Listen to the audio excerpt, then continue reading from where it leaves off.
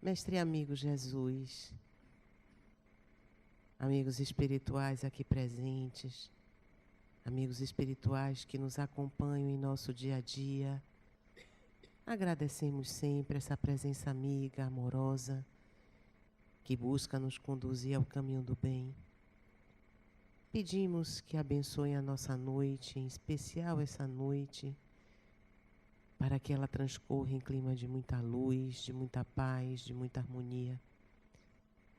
Iluminem Tu e Adenauer na palestra que ele hoje fará, pelo lançamento de mais um livro, Jesus e Cristo, Diferenças e Semelhanças. Mestre amigo, a sua luz, o seu amor, a sua paz são os nossos sustentáculos. Esteja conosco agora e sempre. Assim seja. E por conta do livro, nós vamos fazer a leitura de um pequeno trecho desse que estamos lançando hoje. Jesus e Cristo. Como atestam os textos bíblicos, não eram comuns sobrenomes na sociedade judaica da época de Jesus.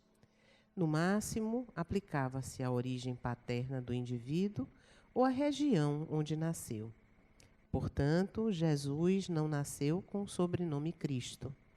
Agregou, difícil saber quando lhe foi aplicado tal importante alcunha, que agregou ao seu nome uma série de atributos divinizados.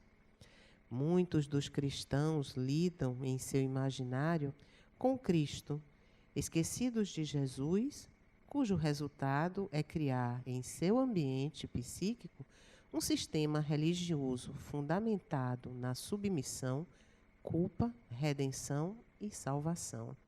Quando lidam com Jesus, tratam com uma pessoa, ser humano comum, de alta sabedoria, com propostas de autotransformação, sem expectativas epifânicas ou míticas de qualquer natureza. Cristo e Jesus parecem diferentes personagens da história em que o real deu lugar ao imaginário com sufocamento de sua natureza essencial. O pessoal cedeu ao coletivo com perda de sua identidade e de sua capacidade de tocar o coração e a mente humana para que a fraternidade se estabelecesse definitivamente entre as criaturas. Um criou uma religião pessoal aplicável à convivência humana. O outro fez surgir uma outra com muitos rituais, com promessas de improvável ascensão espiritual.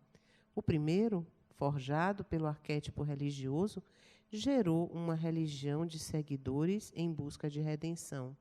O segundo, nascido judeu, da união simples entre duas pessoas que se amavam, continua tentando atingir a percepção humana de que, na intimidade da alma, há um reino a ser descoberto.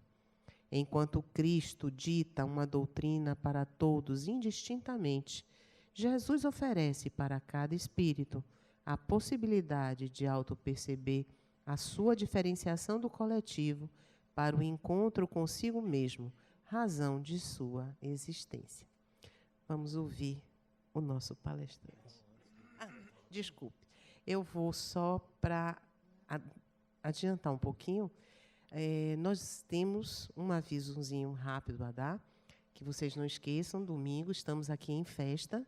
É a nossa Feira Harmonia, nosso primeiro festival gastronômico, e estaremos aqui aguardando vocês. A entrada é franca e tudo que a gente vender, todo produto que está sendo colocado, doado, está sendo colocado à venda em prol da Fundação Harmonia e das obras que a gente aqui abraça.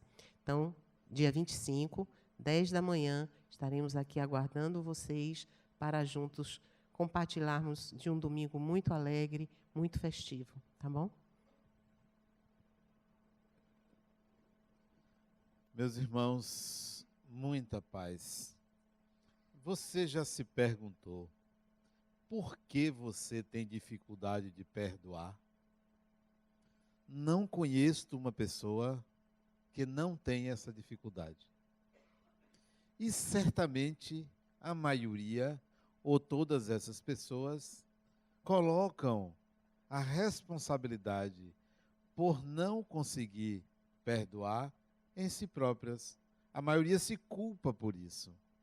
E não sabem que o problema está na diferença entre Cristo e Jesus. Porque se soubessem dessa diferença, aprenderiam a perdoar. Perdoar qualquer atitude do outro, qualquer que seja. A questão é que tem uma visão do perdão crística, mas não tem uma visão do perdão segundo Jesus. São diferentes as visões. A visão segundo Cristo é algo extremamente difícil, é algo complicado. Exige de você que instantaneamente você saia da condição humana. Exige que você alcance um estado como se você fosse uma máquina que desligasse um botão. Impossível isso. Então, há um equívoco de interpretação. E nós vamos ver a origem desse equívoco. Quando eu comecei no Espiritismo, era muito jovem. Já disse aqui, sempre tinha dificuldade de aceitar a figura de Jesus que me apresentavam. Uma figura um tanto quanto austera, exigente. Falavam de amor, mas ao mesmo tempo esse Jesus exigia transformações imediatas. Exigia que eu fosse quase que perfeito. Me culpava a todo tempo por não alcançar aquele comportamento ditado pelo Jesus que era pregado e ainda é. Há um equívoco exatamente nesse modelo, nesse personagem que falam por aí, que andou lá pouco mais de 2000 anos na Galileia. Tem alguma coisa que não funciona legal. Não tem sentido, não tem razão.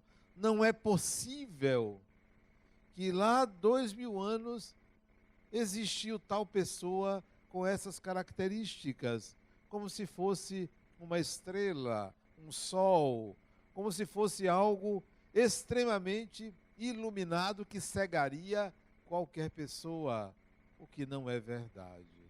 Transformou-se um indivíduo, uma pessoa, num personagem inatingível, inalcançável, quase que performático, como se fosse um sacerdote qualquer, como se fosse algo que estaria distanciado da condição humana. E isso eu não aceitava. Não falava de Jesus, não fazia palestras sobre Jesus. Passei alguns anos sem falar, até que um dia, creio que uns 10 anos depois de eu me tornar de fato espírita, já com mais ou quase 30 anos de idade, eu comecei a falar de Jesus, mas de uma forma muito tímida. Algo que não batia muito com as interpretações clássicas, com as informações que se falava sobre Jesus. E eu comecei a colocar Jesus no lugar dos palavrões. Foi essa maneira que eu considerei. Digo, peraí, eu não gostava, na minha época, de dar palavrão. Não era hábito meu. Mas como andava entre homens, e às vezes eu fazia por repetição, por imitação. Sabe uma coisa, eu não quero isso não. Eu vou botar Jesus no lugar. Toda vez que me vier na mente um palavrão, eu vou falar a palavra Jesus. Então, eu associei a ideia, melhor dizendo, a imagem de algo que eu não queria, a imagem de alguém que eu achava que poderia suportar, que poderia entender, que poderia substituir de fato o sentimento ou a ideia. Então, quando me vinha à mente, eu colocava. Foi uma substituição fantástica, funcionou. Todas as vezes que eu não queria que alguma ideia viesse à minha mente, eu colocava Jesus. Isso eu comecei assim, porque não conseguia estabelecer uma ideia da pessoa. Ainda era um conceito, ainda era uma ideia, ainda era algo que se associava a uma potência, a um poder de eliminar todo o mal. Assim eu fiz. Até que mais tarde, já com mais de 35 anos, eu comecei a enxergar a pessoa de Jesus e não o Cristo. Via que o Cristo era aquele rei solar. Via que o Cristo era pregado como sendo o governador da terra. Certamente deixou alguém em seu lugar quando reencarnou para estar conosco, porque se você vai desempenhar uma função direta, você não pode governar. É como um presidente que viaja e deixa alguém no seu lugar. Então, se ele era o governador, pensava eu, ele deve ter deixado alguém no lugar quando ele reencarnou, alguém para governar, porque não dá para andar nas areias do lago de Genezaré e, ao mesmo tempo, governar um planeta. Então, eu questionava esse Jesus Cristo, achava improvável que fosse a mesma pessoa.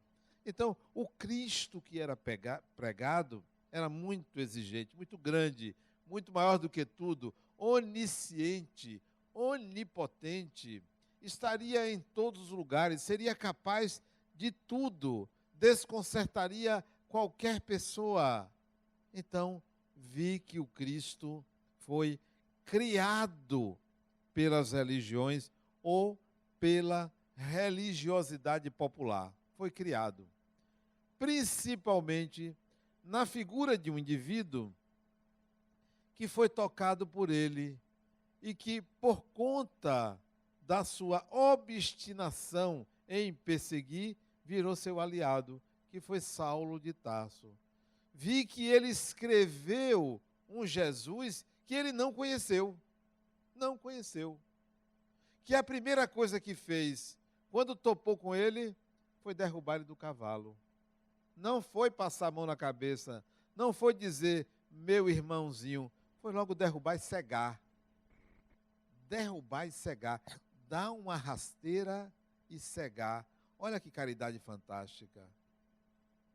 Então, por conta de uma culpa muito grande, o jovem Saulo de Tarso vai escrever sobre Jesus que ele não conheceu, falando de Cristo e não de Jesus, porque não conheceu. Como você pode falar de uma coisa que você não conhece? É a mesma coisa dizer que você ama uma pessoa sem conhecer a pessoa. Ninguém ama sem conhecer. Se você diz que ama alguém que não conhece, isso é apaixonamento, isso é vontade, isso é desejo, isso é necessidade, isso é carência. Não é amor, porque só se ama o que se conhece, o que se convive.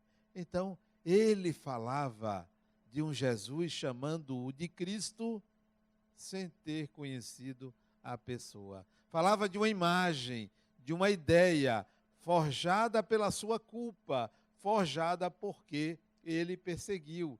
Então ele falou de Cristo. E outro também que não conheceu Jesus, falou de Jesus.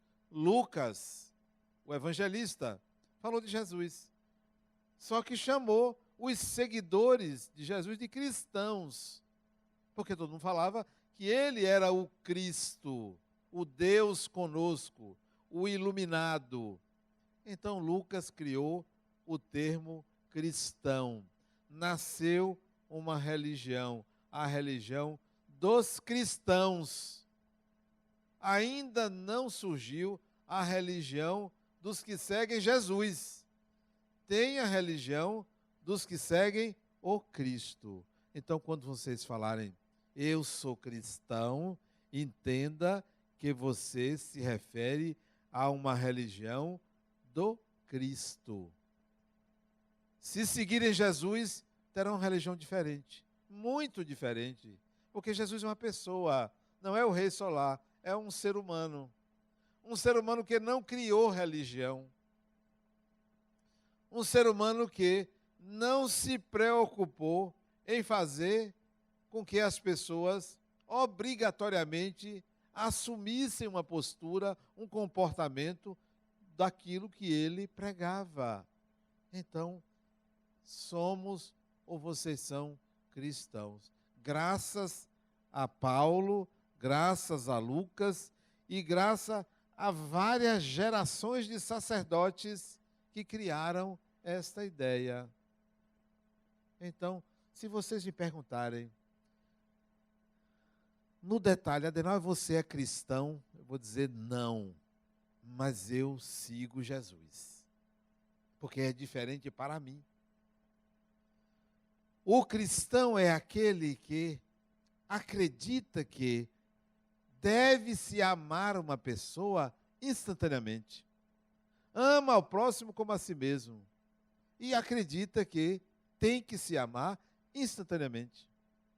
O cristão é aquele que acredita que se alguém lhe ferir, se alguém lhe agredir, você tem que perdoar instantaneamente. Isso é do cristão. O cristão é aquele que acha que se alguém estiver enxergando o mal no outro, instantaneamente aquele mesmo mal está em si. Isso é do cristão. Como é que Jesus veria isso? Como eu penso que Jesus viria toda essa criação que fizeram das palavras dele? Vamos pegar o perdão. Olha o que ele fez quando uma determinada criatura ia ser apedrejada. Passagem que todo mundo conhece, creio que todo mundo conhece. A passagem da mulher adúltera, que na verdade não era adúltera. Aquela passagem, olha a atitude dele. O viu, todo mundo querendo apedrejar a mulher, refletiu sobre aquilo e perguntou: atire a primeira pedra àquele, ou disse que estivesse em pecado. E foi saindo, primeiro os mais velhos, depois os mais novos. Ok. A mulher ficou lá na dela. Ele então perguntou a ela: cadê? Onde é que estão aqueles que lhe condenavam? Todo mundo tinha ido embora. Ele chegou para ela e disse: ó, tampouco sou eu que vou lhe condenar. Vá e não peques mais. Isto daí serve de reflexão sobre o perdão. Porque posteriormente os apóstolos perguntaram a ele sobre quantas vezes se deveria perdoar. E ele disse 70 vezes, 7 vezes. Não 7 vezes, 70 vezes, 7 vezes. E eu vou juntar as duas passagens, tirar do Cristo e botar em Jesus. O número 7 é o número das fases do processo de transformação. O número 7 tem uma simbologia. 7 não é 6 e nem é 8, claro. Por que ele disse 7? Ou porque alguém, adulterando ou não o que ele disse, colocou o número 7, não o número 3 ou 4 ou 5, porque há um simbolismo por detrás do número 7. 7 são as etapas do processo de autotransformação. 7 são as etapas da evolução. Na época, 7 eram os céus, ou as dimensões espirituais. Então, o Cristo diria a você: perdoe. Jesus diria: analise, reflita, pense. Alguém lhe agrediu? Calma, isso não é assim. Porque assim não foi com a mulher. Antes de você querer instantaneamente perdoar uma pessoa, que implica em retirar qualquer mágoa, espera aí, fique com sua mágoa. Jesus diria isso. Pode ser paradoxal eu estar falando isso, né? Mas eu gosto de falar coisas paradoxais. Sabe por quê? Porque eu me formei em filosofia. Eu tenho o hábito de gerar conhecimento, sem nenhuma vaidade, de discutir o saber instituído. Então, você tem uma mágoa, certamente tem. E não pense que mágoa é aquele desejo mortal de prejudicar uma pessoa, não. Mágoa é o não esquecimento de uma raiva guardada, é um incômodozinho no coração pela presença da pessoa, pelo pensamento sobre a pessoa, pela experiência relembrada. Isso é mágoa. Então, como resolver isso? Primeiro, pense assim: se alguém me feriu, eu devo entender as razões do outro. Entender. Por quê? Para que aquela pessoa agiu daquela maneira? Mas o detalhe, essa análise não pode ser julgadora. Não pode ser a pessoa está errada ou a pessoa está certa. Simplesmente o fato em si. O que é que fulano fez? Por que que fulano me traiu? Por que que fulano me roubou? Por que que fulano me xingou? Por que que fulano me bateu? Por que que fulano bateu no meu carro? Roubou-me tal quantia? Por que que fulano falou mal de mim? Quais as razões da pessoa? Qual foi o fato? E isso, depois de um certo tempo, não perdoe na mesma hora, porque isso não é perdão. Tentar perdoar na mesma hora da agressão é engolir a seco e tossir, porque vai ter que tossir. É fazer algo que não é da sua natureza. É fazer de acordo com o que os cristãos queriam. O que Jesus quer é que você reflita. Então, o outro fez isso porque se sentiu talvez agredido. O outro fez isso porque eram os elementos que ele dispunha sobre mim. Porque ele interpretou o meu ato dessa ou daquela maneira. Ou porque ele até é uma pessoa que pensa dessa forma, que age dessa forma, é da natureza daquela pessoa. Então, eu vou estabelecer uma conexão racional sobre o comportamento do outro sem julgamento. Sem julgamento. É possível? É. Este é o primeiro passo. Portanto, não pense que o perdão é uma atitude instantânea. É um processo. É o que leva tempo. E pode levar um dia, 2 dias, um mês, um ano. Leva tempo. Não tenha pressa, porque você precisa aprender com o perdão. O perdão não é uma exigência simplesmente de uma doutrina religiosa. O perdão é um processo que exige transformação pessoal. E a transformação não é o esquecimento, é alguma coisa que acontece entre a raiva e o esquecimento. E a gente vai ver o que acontece entre a raiva e o esquecimento. Então, em primeiro lugar, analise as razões do outro. Em segundo lugar, legitime sua raiva. Há que ter raiva. A raiva é humana, é uma emoção, ela acontece. Você jamais conseguirá dizer assim: eu vou ficar com raiva deste microfone, ou desta lâmpada, ou desta parede. Você terá que elaborar uma atitude do microfone, da lâmpada, da parede. A raiva só pode existir se houver algo que venha e lhe estimule as suas emoções. Então, legitime que você está com raiva. E tem pessoas que dizem: não, eu não tenho raiva. Meu filho, então você é uma pedra. Você é o quê? Você tem que ter raiva, sim. Se você não tem raiva, é porque você saiu da condição humana. Então, não está encarnado nem desencarnado. Já está num plano astral que saiu do humano. Tenha sua raiva. Você foi mexido. Você foi mexida. Legitime sua raiva. É humana. Ah, mas são instintos animais. Quem aqui não passou pelo reino animal?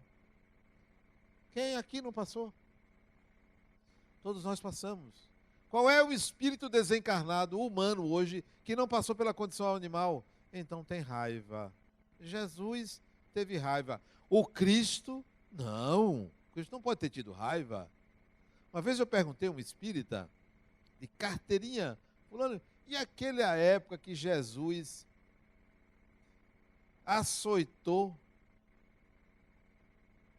no templo, chicoteou as pessoas com raiva. Não, aquilo ali está errado. Aquilo não pode. Ele só pode o que cabe no Cristo que as pessoas construíram. Mas para Jesus cabe, ele tinha raiva. Ele teve raiva. É humano, é um ser humano. Então, em segundo lugar, legitime sua emoção. Qual é a emoção que você está sentindo? A raiva. Mas a raiva por quê? Está associado a ciúme, que é outra emoção. Está associado à inveja. Está associado à perda de poder. Está associado a um certo sadismo. Está associado a um certo masoquismo. Legitime o que você sente. Não passe batido. Não diga assim, eu vou eliminar isso. Eu não quero ter raiva. De que forma você pode eliminar a raiva? Mude de pensamento. Não, você não elimina a raiva. Ela vai gerar uma energia psíquica para a ação. E você vai agir. Então, em segundo lugar, diga para você mesmo, eu estou com raiva de fulano, de fulana. Eu tenho raiva. Eu tenho direito a ter raiva porque eu me senti agredido. Não se julgue. Não é hora de fazer isso. Terceiro passo do perdão. Terceiro momento do perdão. Para que isto me aconteceu? Para quê? Não é por quê. A maioria pensando cristicamente vai pensar assim, isso me aconteceu porque eu fiz alguma coisa de errada. Não pense assim. Porque fazer coisas erradas, eu não conheço um que nunca tenha feito e que não fará. E que não continua fazendo. Tem alguém aqui? Se tiver, abra uma igreja dos santos. Igreja dos santos. Como não tem? Para que isto me aconteceu? Retire o caráter pessoal do ato do outro e entregue a vida como agente que está lhe educando. Se você me agride, problema seu, mas por ter sido agredido, é a vida que está me mandando um recado. Entende? Se você me agride, problema seu. Porém, eu vou tentar entender por que a vida está me dando essa lição. Qual é a lição que eu tenho que aprender? E a lição se descobre ao se perguntar para quê? Então, para quê? É o quarto, é o terceiro momento. Para quê? Para que isso está me acontecendo? O que é que eu tenho que aprender com essa experiência? E não simplesmente estar buscando um culpado. Sabe quem é o culpado? Não é ninguém, são circunstâncias da vida. Mesmo que você nada tenha feito, mesmo que você não tenha dado nenhum motivo para a agressão do outro, se pergunte, para que eu estou passando por isso? Não é porque fulano fez isso, porque fulano fez isso, você já respondeu no primeiro item. Quais as razões do outro? Isso já respondeu. Isso já entendeu. Eu já sei por que o outro fez isso. Por quê? Eu preciso entender agora para quê.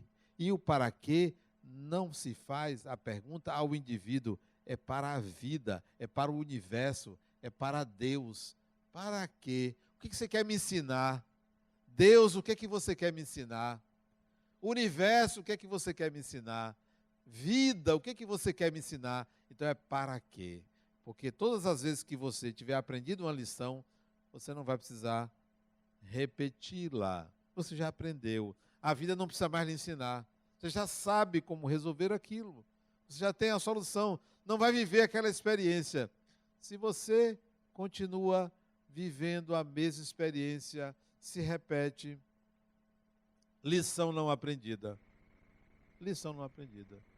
Tem uma paciente que ela teve um câncer. Conseguiu cura. A medicina está aí. 3 meses depois da cura, depois de 5 anos, olha em outro lugar o câncer. E agora, mais 5 anos curada. Agora, adenal, ela me disse essa semana, adenal, pareceu outro tumor.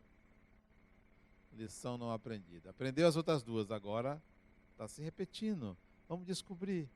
Ah, mas agora eu estou cansada. Eu quero é morrer.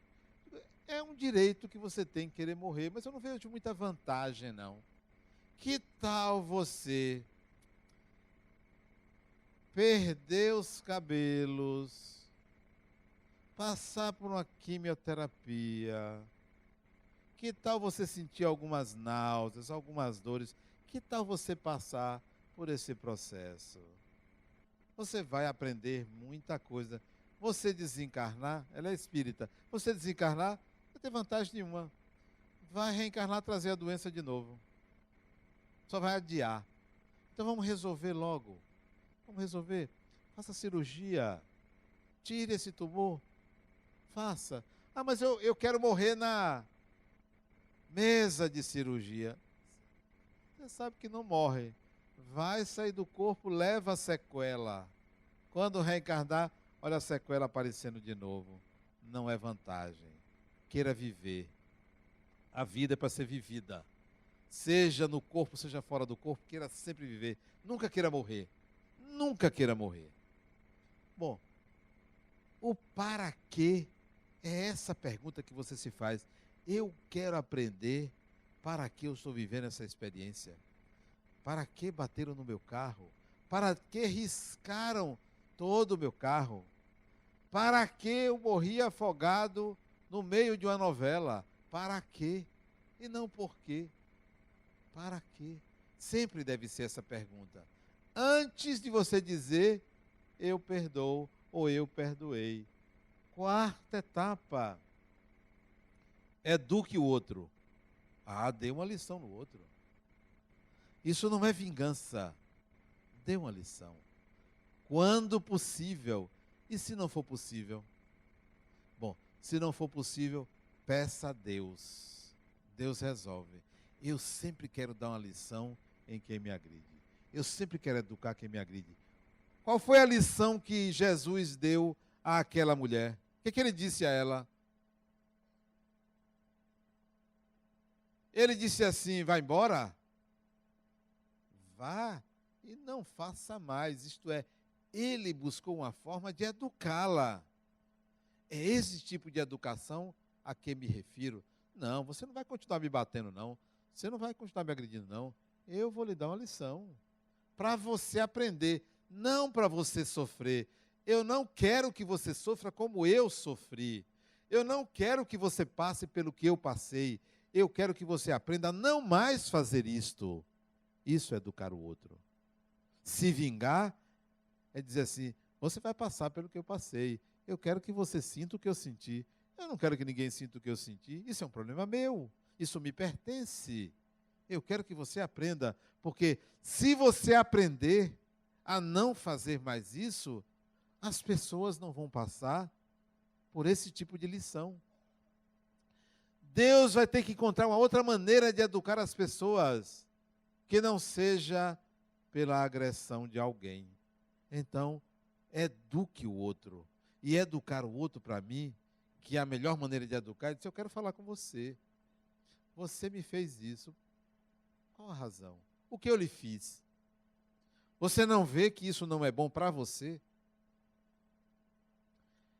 Eu hoje fui resgatar um cheque que eu passei no começo do ano. A pessoa não cumpriu o contrato, eu sustei o cheque. E esse cheque viajou e alguém me botou na justiça para ter direito ao dinheiro. Aí eu liguei, soube disso ontem, fui acionado, liguei para quem me acionou. Eu disse, fulano, nós dois somos vítimas. Você que recebeu um cheque sem fundo e aquele que eu passei o cheque que não me prestou o serviço. Somos vítimas, mas eu não gostaria que você passasse por isso. Eu quero lhe pagar.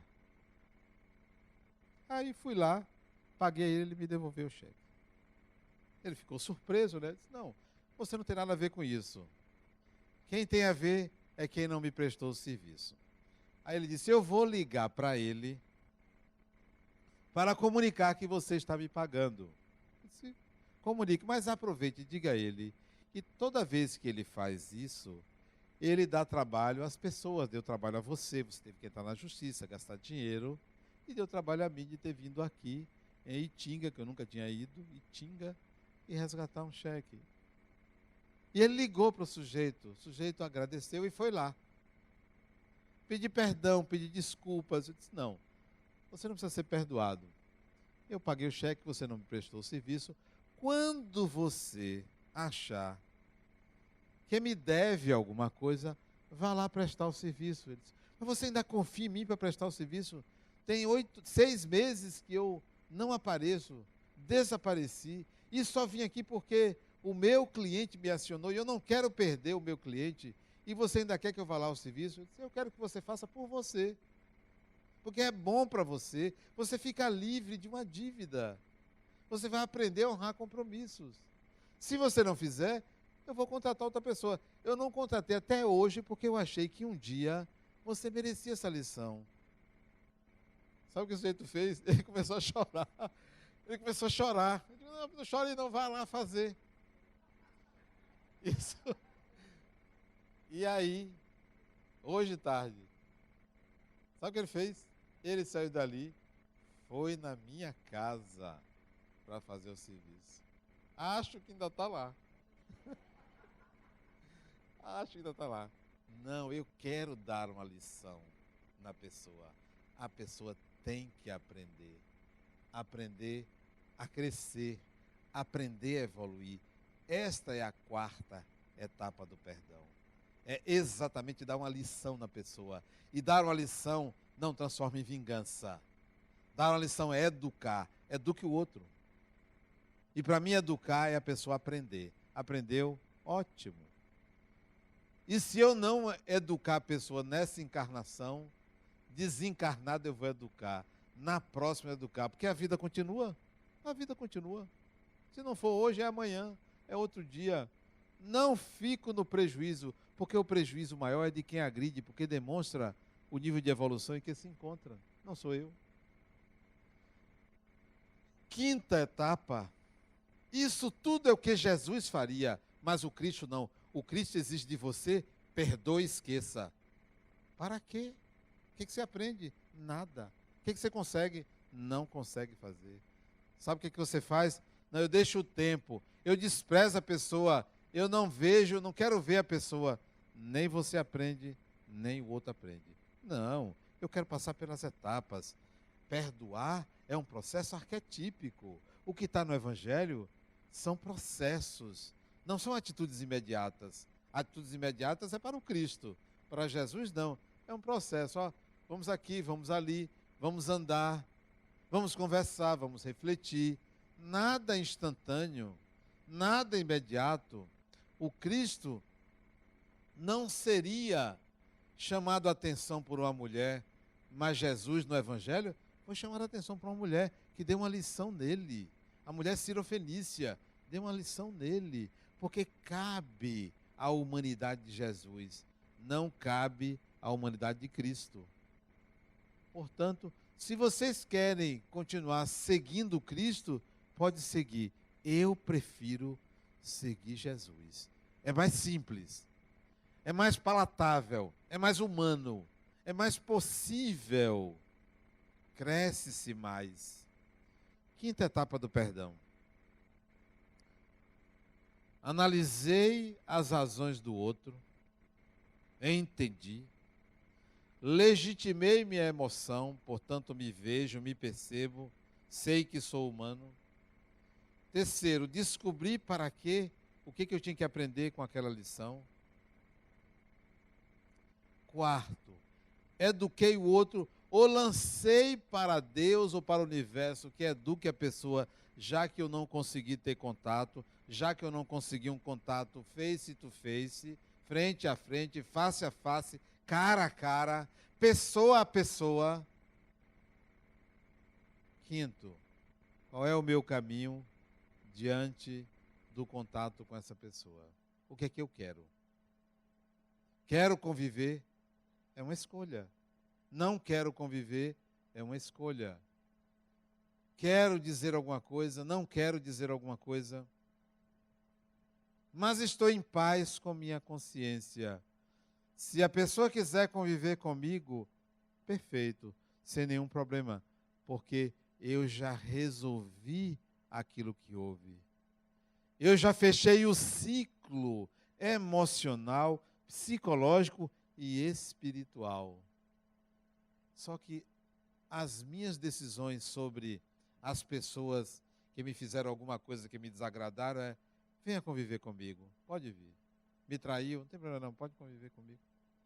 Vamos juntos. O lugar que você ocupa agora é o lugar que lhe compete. Já não mais idealizo, já enxergo a pessoa que antes não enxergava. Já enxergo, mas não tem problema a convivência. Eu aprendi isso com a irmã minha. Ela teve 4 maridos. Acho que está no 5º ou no 6º, não tenho certeza. Ou está no 4º, não sei, porque eu já vi com tanta gente. Eu acho isso uma qualidade excepcional, a pessoa ter essa flexibilidade, né, de conviver com diferentes parceiros. Fantástico isso. Um dia, ela tinha se separado do primeiro, do segundo e do terceiro. E estava de paquera com o 4º. E foi comemorar o aniversário dela, convidou todo mundo, todos eles. E eles foram para a mesma mesa. E ficaram conversando sobre quem? Sobre ela. E ela desfilando, feito uma rainha. Isso é que é fantástico. Que tal você fazer isso? Não tem problema que você não gostou de mim. E tem mais. Dos 3, 2 traíram ela. 2, tem problema. Pensa que ela se vingou? Não se vingou, não. Mas ela entendeu. Entendeu. Então eu aprendi com ela a arte de conviver com quem não gosta de você, com quem não entende você, com quem agride você, com quem não é obrigado a amar você. Não mendigue afeto, não mendigue amor. Ninguém é obrigado a amar a ninguém. Ninguém é obrigado. Isso é um aprendizado, isso é uma conquista. Isso é uma experiência no tempo. Então, Jesus me ensinou a perdoar. O Cristo, não. O Cristo me ensinou a uma exigência instantânea de perfeição. Isso eu não quero. Isso não é possível. Nem uma encarnação, nem em 1000 encarnações, porque a perfeição, como dizia o poeta, é uma meta. A perfeição é também um arquétipo. Tudo que está no Evangelho, as lições de Jesus são lições de processos existenciais que se cristalizaram no tempo, que por força do cristianismo ficaram intocáveis. Se Jesus viesse hoje dizer alguma coisa, não diria amai-vos uns aos outros, não diria. Diriam assim, creio eu, aprendam a conviver, se relacionem, sejam humanos. Ah, mas amar, ok, vá tentando, vá. Para mim ele diria assim. Não seria categórico, porque não tem mais espaço para ninguém mandar na mente de ninguém. Não tem mais espaço. Acabou. Acabou aquela época em que vinha uma autoridade de cima e dizia assim para você, ó, você tem que ser isso. Acabou. Naquele tempo, anos atrás, se acreditava em anjo de guarda. Sabe que tem gente que não acredita que tem anjo de guarda? Tem gente que acredita que cada pessoa tem um anjo de guarda. Só pode ser um desocupado, né? Para ficar ali, pagiando uma pessoa. Mas tem gente que acredita. Olha, eu vou fazer uma oração para o meu anjo de guarda. Eu sinto pena da pessoa desencarnada. Sinto pena, coitado. Vá ter trabalho assim longe. E tem gente que acredita. Adenal, você que acredita em anjo de guarda? Não, eu acredito em salva-vidas, que está ali na hora do mar. Salva-vidas, acredito no policial, no bombeiro, que são pessoas que têm responsabilidades legais para isso. Mas um anjo de guarda é demais. Mas tem gente que acredita que desde o início do catolicismo se pensava assim. 8 bilhões de encarnados, 8 bilhões de desencarnados, desocupados, que não tem o que fazer, fica pageando um bando de criança ali, para ver se resolve. Eu vou pedir a meu anjo de guarda que passe no concurso. Se eu fosse anjo de guarda de alguém, eu mandava perder, vai estudar. Ora, dá trabalho aos outros. Não, eu vou pedir a Deus. Transformaram Deus num poço sem fundo. Nós criamos teorias e cristalizamos. Não, eu não quero anjo de guarda. Eu quero parceiros desencarnados. O Cristo exige anjo de guarda. Exige que você seja fiel. Jesus exige parceiros, ó. Nem exige parceiros espirituais. Criaturas que se sintonizam em determinado momento, se têm afinidade, então vamos juntos. Me aconselhe aqui, me aconselhe ali, mas não espere que eu siga. Até para as coisas erradas, você tem que ter um bom parceiro espiritual para fazer bem feito o que é errado. Porque tem gente que é tão inferior que até o mal faz errado, não sabe fazer.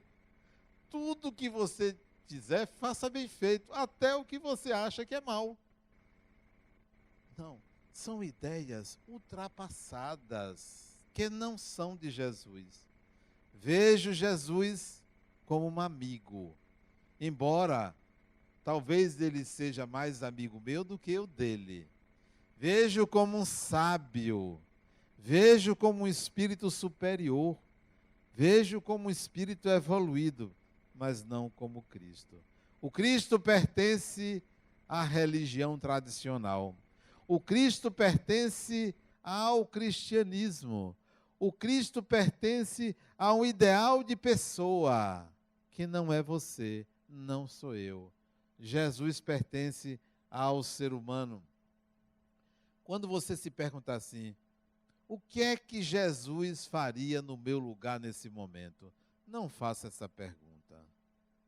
Porque você está acostumado a ver Jesus como Cristo.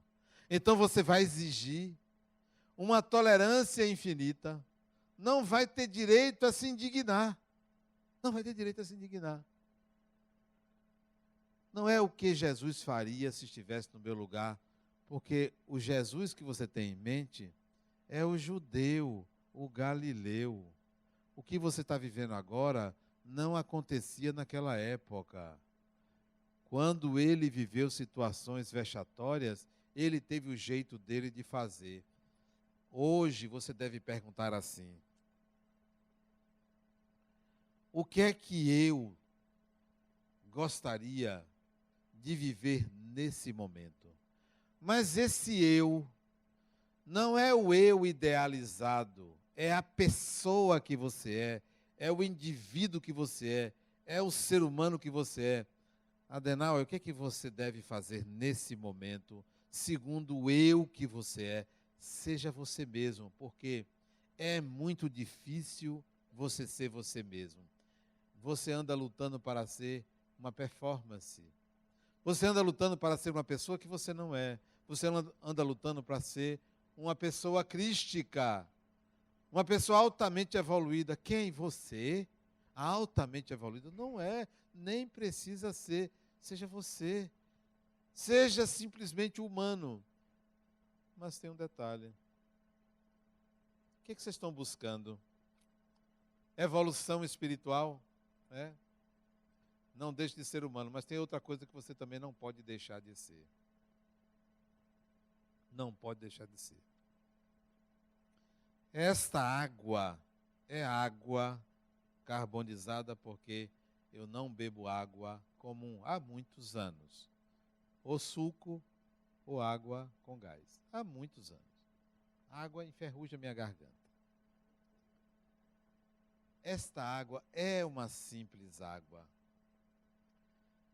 Mas se eu fosse dar a você essa água, para que ela lhe curasse, você deve fluidificar a água, né? Você pediria um espírito ou aos espíritos que fluidifiquem a água, que dê propriedades curativas a essa água para aquela pessoa. Vamos mudar essa ideia? Sabe como é que eu faço? Eu quero dar propriedades curativas a essa água. Dê você propriedades curativas a essa água, porque você é espírito. Porque você tem a capacidade de curar. Que tal, ao lado de se humanizar, você se sentir espírito capaz de, não só de curar, capaz de sintonizar com a dimensão espiritual e não evocar os espíritos para que ele faça algo que você pode fazer. Então, quer buscar a transcendência? Seja transcendente, você. Ah, mas eu sou pecador. E daí? E daí? Qual é o conceito de pecado que você tem? Você é humano, mas é espírito. Então, que tal você começar a ter uma vida espiritual na matéria? Dizem que nós somos seres espirituais vivendo uma experiência material. Não. Dizem que nós somos seres materiais, às vezes vivendo a experiência espiritual. Não. Nós somos sempre seres espirituais. E tudo que nós fazemos é espiritual. Porque você é espírito. Nós somos seres espirituais vivendo uma experiência espiritual. A mais simples experiência, seja de beber água, seja de sentar-se numa cadeira, seja de dirigir um carro, é uma experiência espiritual, porque você se sente espírito. Então, se sinta espírito. Se humanize, mas se espiritualize. E esse se espiritualizar-se é a consciência de ser espírito imortal.